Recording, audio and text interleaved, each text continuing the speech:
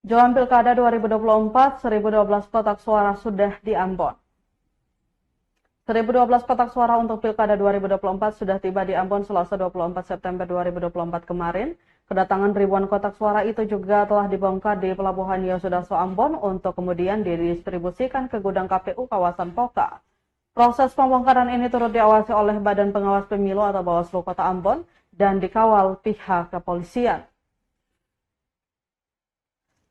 Kemudian Tribuners ada pula pihak TNI, pengangkutan logistik kotak suara ini sendiri menggunakan truk.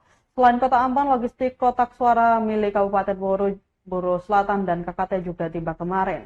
Ketua KPU Ambon, Kaharudin Mahmud kepada wartawan mengatakan, logistik berupa kotak suara yang dibongkar hari ini adalah sebanyak 1.002, ditambah kotak suara cadangan sebanyak 10 buah, hingga totalnya sebanyak 1.012 buah. Dia menjelaskan berdasarkan pleno penetapan DPT oleh KPU Kota Ambon di mana terjadi kenaikan 13 TPS yang selaras dengan penambahan daftar pemilih menjadi 514 TPS. Maka nanti KPU akan melakukan adendum untuk kemudian dilakukan penambahan kotak suara.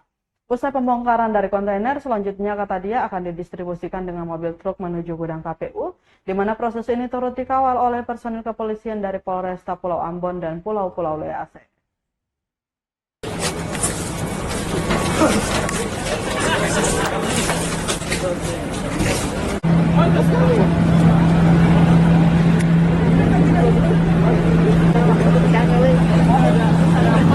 Download Tribun X sekarang, menghadirkan lokal menjadi Indonesia.